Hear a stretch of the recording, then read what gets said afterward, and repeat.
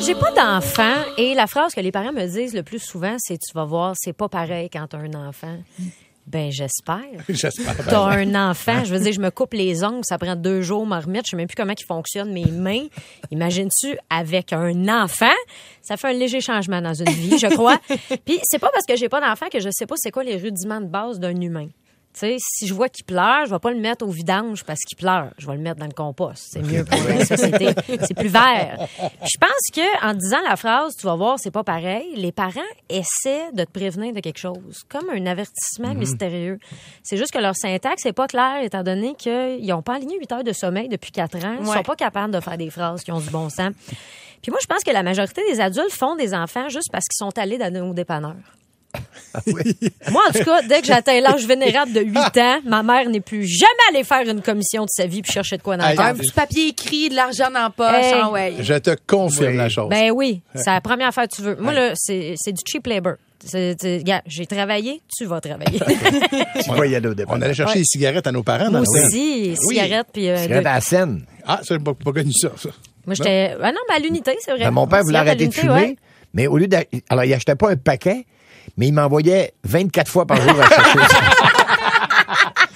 Mais c'est pas grave, c'est pas lui qui faisait le cardio. Non, moi, ça c'est ne moi qui faisais dérangeait le pas. cardio. Mais un jour, il dit là, il nous regarde, là, les boys, les enfants, les filles, garçons.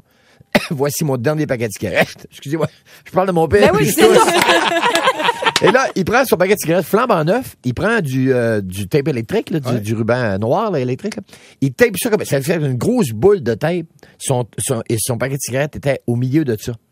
Il dit, je le mets dans l'armoire, là, puis dans 15 ans, on l'ouvrira, puis on pourra dire, ça aurait été mon dernier paquet de cigarettes, j'arrête de fumer tout de suite. Là, on a applaudi, bravo, papa. Hey, la belle boule dans le garde-robe.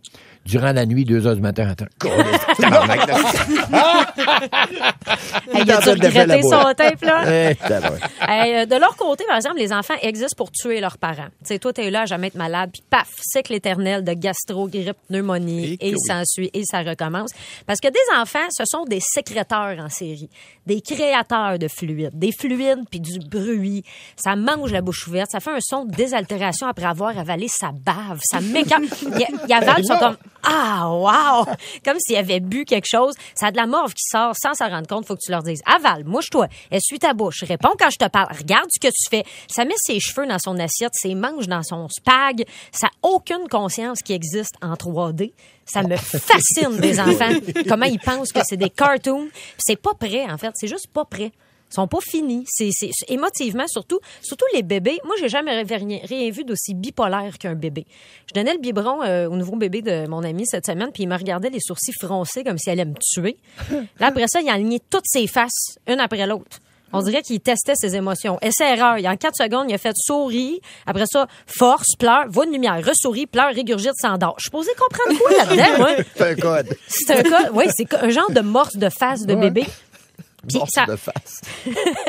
Moi, je sais pas comment on communique, mais ça n'a pas de standard de propreté non plus, un enfant. Tu sais, ma nièce était chez nous, elle se décrotte le nez, puis elle met ça dans mon sofa. Qu'est-ce que tu fais là? Qui fait ça? Pourquoi on n'est pas avec la capacité de ne pas mettre ses crottes de nez dans les sofas des gens? Puis ce qui me fascine, c'est qu'ils savent qu'ils sont pas supposés faire ça. Parce que quand ils le font, ils te regardent un peu du côté de l'œil, tu sais. Et souvent, ils rient un petit peu, en plus. Oui! Mais pourquoi si tu fais face là, c'est parce que tu sais très bien que t'as pas le droit de faire ça. Le Kleenex est à un bras de distance de toi. Pourquoi tu fais ça? Puis, ils font juste ne pas répondre quand tu leur poses une question. Si je bouge pas, elle me verra pas. Là, les enfants, il faut qu'on se parle. Okay? Qu'est-ce qui te donne le droit de ne pas répondre ou juste de dire non? Va te laver? Non. Va te brosser les dents? Non. Non, quoi?